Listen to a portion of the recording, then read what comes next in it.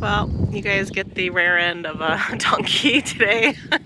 I was going to introduce you officially. Let me go around. He is not happy. Hi, Wilson. Say hi for our friends. Oh my goodness. Yes, I have to do an introduction for you. You're such a good boy. He is a little bit, yeah, he is not happy. So Mr. Trigger over there is a little bit intimidating for him. And you know, Trigger is very nosy. So he's gonna have a rough night, I could tell. Trigger. You gotta get used to him, buddy. You're okay. You're alright. It's okay. So this is Wilson. It's okay, buddy. You're alright. What are you guys crying about? You guys had your dinner already. So I know I didn't show you guys really on YouTube, but these are the babies. These are Rocky's babies. These two are Roslyn and Rocky's does. This little girl, yes, Roslyn, that's your baby. She's super friendly. She's a little standoffish, but she's friendly too. And then these are Crystal's kids, her little Buckling and her Doline. Her Doline's pulled. She's the only one pulled, just like last year. Hey, ladies. Yeah, they're gonna get their CD&T here pretty soon. Second one. These girls are already updated. They got both their shots. Yay. So they're ready to go to their new homes. Hopefully I can find homes for them soon. And then I'll be listing these guys too. I don't know why she keeps jumping on her brother. My Crystal looks really fat right now. I don't know why my goats are so bloated. I have to figure out what's going on. I'm trying to walk back without getting pecked at. The birds. It is mating season in the spring. So the boys are very aggressive, especially my friend Pierre here, my little duck friend who is just constantly on me. Yeah, see, any sudden moves, he will attack my legs and my ankles. And he has gripped onto me pretty tight before. It's usually if I start walking in front of him and then he'll start attacking me. All winter long and usually right after mating season, so summertime and fall and winter, he usually doesn't do this, but this time of year they're just so aggressive. And I noticed that with the peacocks too. Go back to your girls. I got nothing for you, dude. Go. Don't you try it. Don't you try it. You're so bad. Off with you now. I shut the gate so he can't come after me. My garden, you guys, it's just happening a lot slower than I expected it to. It's just because, again, I'm in Southern California, high desert, and we're used to having warmer weather by now, and it's actually crazy. We actually are like, this is one of the coolest freaking springs we've had in years. Like, I can't even recall the last spring we've had that it was still in the 60s and 70s. I mean, we usually are in full 80s by now. And it's crazy. So we did have a couple of days in the 80-degree weather, and because it was just from like 60 to 80, it was quite a shock to us humans who live here. And yeah, it felt like it was over 100. That's how hot the 80-degree weather felt to us, because it was just like, bam. I mean, usually this time of year we're used to it because we're just used to it because we've already had like weeks of it. But because we've just had this really cool 60, like low 70-degree weather, we're not used to this 80-degree. So today was actually I have to go look, and I'll list it before, but I think it was like 70 something, but it's a lot cooler, definitely overcast. There is no rain in my forecast, but I wouldn't be surprised because we've just had a tremendous amount of rain this spring. I mean, so wet. This is amazing. So, I mean, I'm definitely appreciating it. Don't get me wrong, but it's just crazy that, our weather changes. I mean, I shouldn't be shocked because in the high desert, you kind of expect extremes, but this is just something new.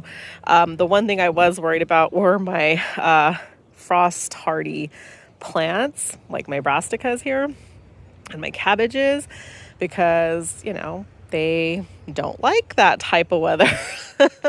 And I kind of knew that, and I had mentioned it before, that when I planted up this planter bed, that it was, there was a chance I was taking that things were going to start bolting. So, and as you can see, like, everything's doing great. The little bit of heat did help it grow a little bit, but I just hope that it doesn't get too much hotter, and I want to see some growth before it gets super, super hot. Okay, I'm going to come into the greenhouse because it's a little chilly, and I'm not going to lie, like I'm a little cold, and I do have shorts on because it's hot in my house. And I sleep, I'm going to go like this. I'm going to sleep in my shorts, not in my pants, because again, it's just a lot warmer in my house than it is out here. It's some cool weather coming in. The greenhouse is warm right now. It's just above 60 degrees in here, which is kind of nice. So it must be like 50 something outside right now, but that wind is just kind of cold, so it's making it a little chilly. But I just really quick wanted to talk about Wilson. So we are taking things very slow with him.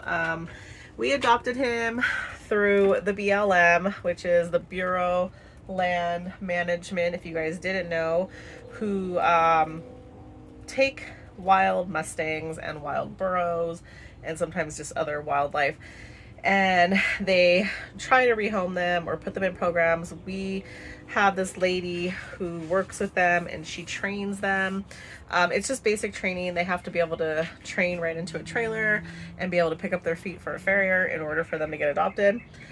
And he did great. He's very mellow. He's actually very well mannered. I wasn't really sure what to expect. But yeah, he's a good boy so far. But he is terrified of Trigger.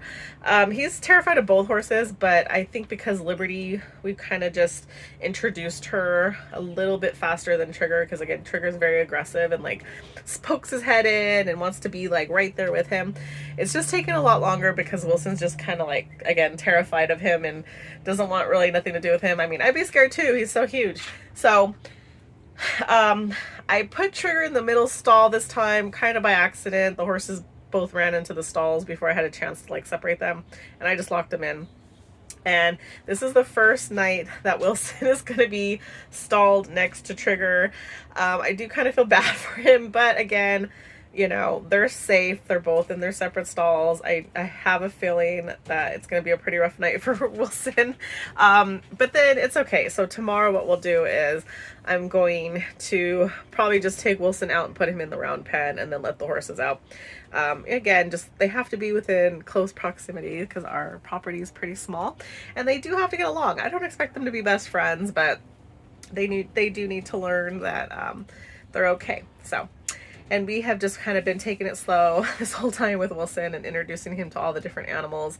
He has kind of been a little bit aggressive towards the goats and pigs, and the dogs. The dogs he's okay with now because he knows who they are. They come out with me every day, which again is expected with a wild animal.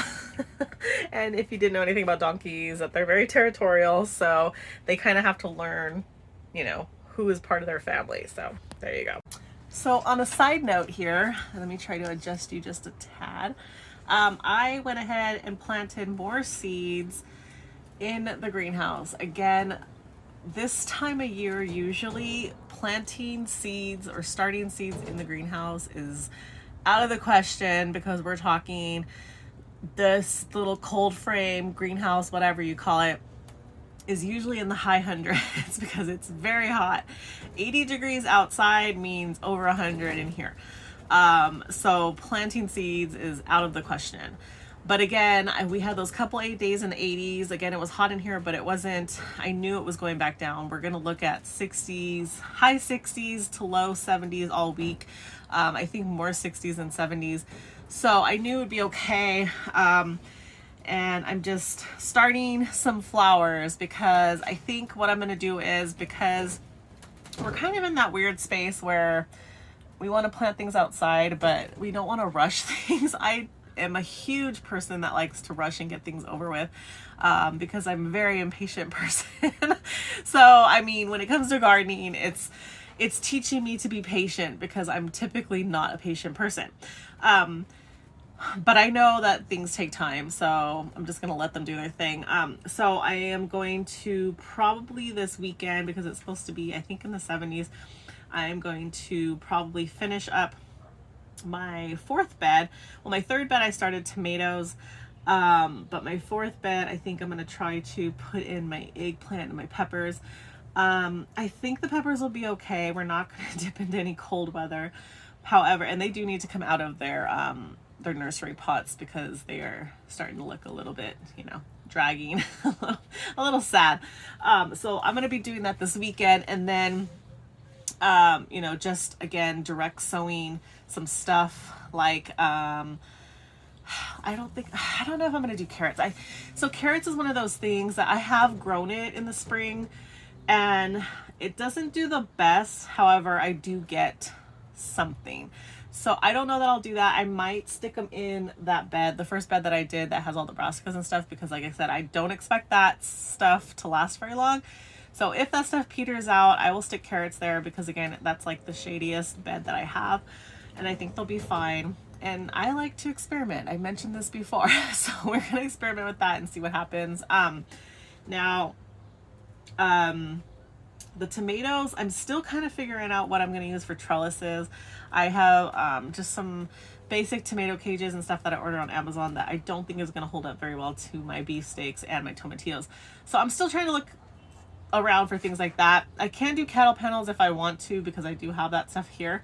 However, I'm just trying to look for different options, because I want my garden to I don't know. I want my garden to be somewhere that you don't typically see. Like, I want it to be pretty. Not only do I want it to be,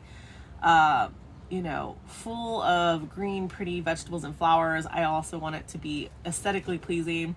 Not saying that cattle panel is horrible. And again, if that's all you have, use it, because I've used it in the past and it works great. But I want to try to maybe use maybe a little bit more nicer materials, because again, it's like my restful place, and I just want to make my garden beautiful, and that's what I'm going to do. If again I have to use cattle panel, I will, but I'm looking at other options right now, so whatever. Yeah. And then last thing, I just wanted to show you guys the flowers. Obviously there's nothing here to look at, so it's kind of stupid to show you, but however, I planted more zinnias. And the DT is just to show me that these are Dollar Tree seeds. I will kind of go over, like after I do like a garden tour, once I have everything planted out in the garden, show you guys how well or not well, how things are doing with Dollar Tree stuff as opposed to like other stuff. Because I do have some peppers compared Dollar Tree and non-Dollar Tree, if that's something that interests you. Because some people tend to think that because they're from the Dollar Tree that they're no good, but that's not the case. And then just really fast, this soil looks pretty dry compared to like this one. This is like a cheap seed starting soil that I picked up from the Dollar General. Again, this is just something I wanted to experiment with because I wanted to see. And, this is because it's dry and it hasn't been watered, but even in the package, it looked very dry. It is very loose, airy soil, but I've opened some seed starting soil and it's just so much better quality than this. It's so dusty. So I will let you guys know how that goes. And if I have issues with all of these seeds not germinating, then it could also be the soil. And, I picked this up because I was at Dollar General. It was $4 for the bag, and I wanted to start seeds right away. I didn't want to have to run into town to grab seed starting stuff. And it was there, so I grabbed it. So, yeah. So that's another thing. So anyways, really fast, I'm growing Shasta daisies from the Dollar Tree, the zinnias from Dollar Tree. This is the Lilliput mix, bachelor buttons, blue boy, marigolds. These are just petite ones. My marigolds, I'll show you really fast. They're down there. They're right there. Those marigolds are about ready to go out too. So once I get my tomato bed where I need it and decide on the cages or the trellises I'm using, I'm going to plant those marigolds underneath the tomatoes because I think they'll be good together. And then I also have basil that I'm going to stick out there too that I'll probably just direct sow. So all of these are from the Dollar Tree. These are those white alpine strawberry seeds that I ordered online. I have no growth. I've never successfully grown strawberries from seed. I don't know if anybody has. I've never seen anybody really online or anywhere grow strawberries from seed. I'm pretty sure there's obviously people that can do it, but I just want to see if they would grow, and obviously there's no growth. So yeah, this was kind of a fail. I'm going to give it a little bit more time because I'm not quite sure how fast they grow, but it is what it is. And then lastly, these are just my other flowers that I had planted up. And this is another one I grew. This is the salvia. This is just a Baker Creek seed. These aren't Dollar Tree. But my milkweed has not come up yet. I think there's I don't know. No, nothing yet. But, you know, these have only been in here not even 10 days. So I'm giving it time. I have some German chamomile coming up, looking good. These ones are really heavily planted. I don't know what's going on with this cell, but there's not very much there. I like to plant the chamomile pretty heavy. And then these are my California giant zinnias. They're all popping up.